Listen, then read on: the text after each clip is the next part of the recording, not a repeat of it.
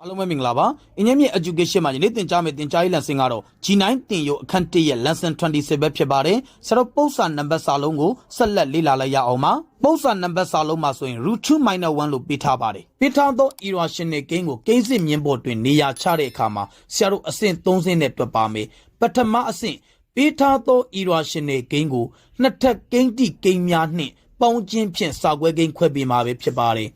root 2ဒီဆရာတို့1 plus 1မှာ1ကိုနှစ်ထပ်ကိန်းတိပြောင်းတဲ့အခါမှာ1 square plus 1 square ပဲဖြစ်ပါတယ်အဆင့်1ပြီးမြောက်ရင်အဆင့်2အနေနဲ့ပုံဆွဲခြင်းဖြင့်ဖြည့်ရှင်းပေးမှာပဲဖြစ်ပါတယ်ပေးထားသော irrational gain ဒီ root 2 minus 1ပဲဖြစ်ပါတယ်မူလတန်ဖိုးတွေကနေဆရာတို့1 unit နှုတ်ခြင်းပါ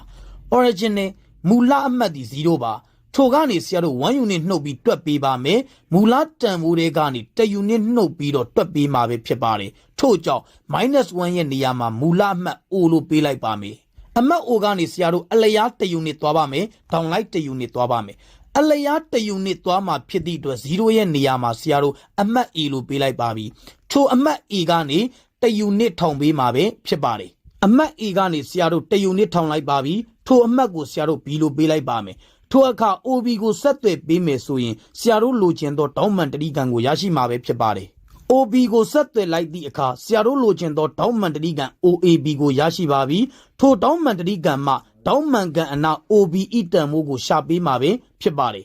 အဆင့်2ပြီးမြောက်သွားရင်အဆင့်3နေနဲ့ပိုက်သာဂိုးရက်သီအိုရမ်ကိုအသုံးပြုပြီးတော့ရှာပေးမှာပဲဖြစ်ပါတယ်အဆင့်3တောင်းပန်တတိကံ OAB တွင်ပိုက်သာဂိုးရက်သီအိုရမ်ရ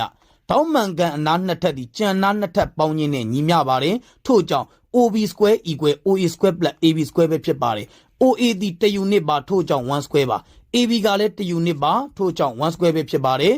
1 square သည်1 plus 1ပါ1 ပေါင်းရင်ဆရာတို့2ပဲဖြစ်ပါတယ်ရှာပေးမှာသည် OB တန်ဖိုးပါ square သည်ညီမျှခြင်းတစ်ပတ်ကိုရအောင် square root ပဲဖြစ်ပါတယ်ထို့ကြောင့် OB equal root 2ပဲဖြစ်ပါတယ် OB တန်ဖိုးသည်ဆရာတို့ root 2ပါ OBE အချင်းဝက်အတိုင်းစဝန်းပိုင်းငယ်လေးပိုင်းဖြတ်ချလိုက်မယ်ဆိုရင်ဆရာတို့လိုချင်သော irrational gain ကိုကိန်းစစ်မြင်းပေါ်တွင်နေရာချပြီးသားဖြစ်သွားပါပြီထို့ကြောင့် OPE အချင်းဝက်တိုင်းစဝန်းပိုင်းလေးပိုင်းဖြတ်လိုက်ပါပြီဖြတ်မှတ်ကိုဆရာတို့ P လို့ပေးလိုက်ပါမယ်ဖြတ်မှတ်ကိုဆရာတို့ P လို့ပေးလိုက်ပါပြီထို့အခါမှာ OB နဲ့ OP ဒီညီမျှမှုရှိပါတယ်ထို့ကြောင့် OB equal OB ဖြစ်အောင်ပြုလုပ်သည်ဆိုပြီးစာလေးရေးပေးလိုက်ပါတယ်ထို့အခါမှာဖြတ်မှတ် P ဒီ irrational gain root 2ကိုဖော်ပြခြင်းမဟုတ်ပါဘူးဆရာတို့1 unit နှုတ်ပြီးသားပါထို့ကြောင့်ဖြတ်မှတ် P ဒီ